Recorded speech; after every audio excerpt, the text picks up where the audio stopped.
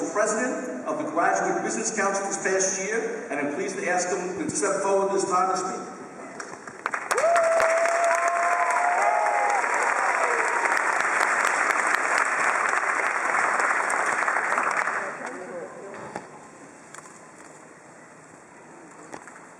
On behalf of graduate business students, I would like to extend a welcome and thank you to all friends and family in attendance this afternoon. All of us owe a debt of gratitude for your continued support. Our degrees belong not just to those seated before me, but to all of our families as well. To my parents, Anne and Roy Gupta, I thank you for your love, your encouragement, and your many, many tuition payments. Thank you to the alumni for your continued support of the business school. The past 96 years have paved the way for the graduating students gathered here today. I hope that we will be able to give back as much to the A.B. Freeman School of Business as all of you have. To the Freeman family, thank you for your generous support. Yasher Kawash. We welcome the students from our satellite campus in Houston, the program which initially sparked my interest in the Tulane MBA program. We have students and families from almost every continent represented here today. We welcome the students in the Masters of Global Management program and their families who joined them. These students are from the top business schools in Latin America, ITAM in Mexico City, IESA in Caracas, and UNANDES in Bogotá. Para las familias de nuestros compañeros, les damos la bienvenida y es un honor contar con ustedes.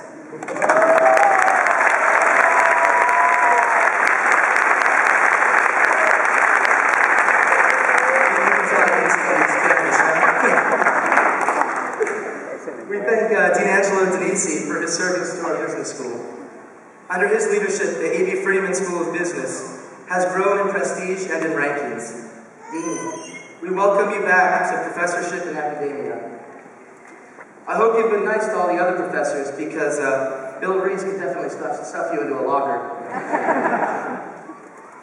We also extend a special debt of gratitude to Hugh Perry. He was graduating with our 2010 MBA class because he left the program last year to serve our country in Afghanistan. Hugh, the former GBC president Reginald Coveney mentioned you in his speech last year, and now I mention Reginald because he is currently serving in Iraq. I'm sure I can speak for everybody in attendance tonight when I say thank you.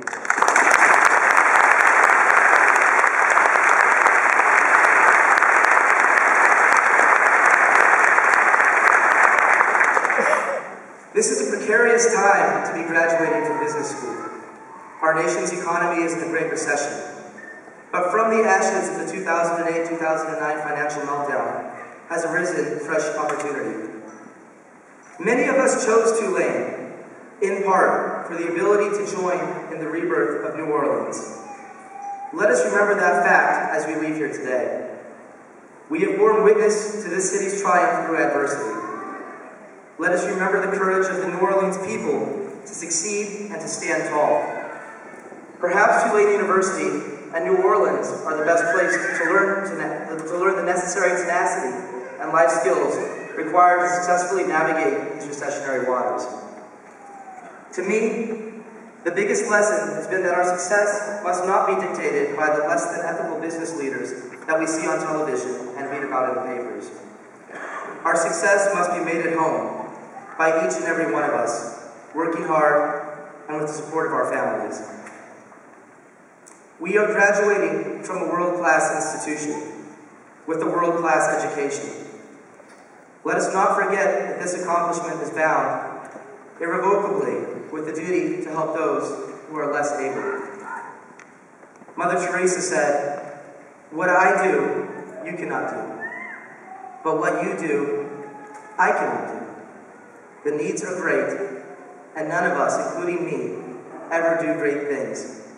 But we can all do small things with great love, and together we can do something wonderful.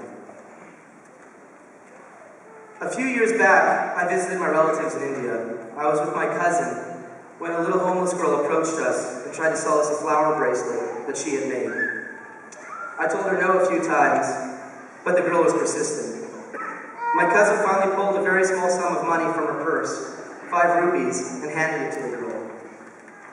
The little girl took the money and tried to tie the flower bracelet around my cousin's wrist. My cousin, not wanting the bracelet, told the little girl to keep it and to resell it to somebody else. That persistent little girl tried to give the 5 rupees back to my cousin. She refused to take the money if my cousin would not take the bracelet. She was not a beggar taking handouts. She was an entrepreneur. We have the ability to effect changes in our own lives, to make the flower bracelets that will move our prosperity forward. We must be the change agents that spur growth and development, not just for ourselves and for our families, but for our countries. The hard work and dedication that we have exerted in the past 2 years will be coupled with great responsibilities as we leave here today. I wish you all a safe return and the best luck in your future endeavors. Thank you.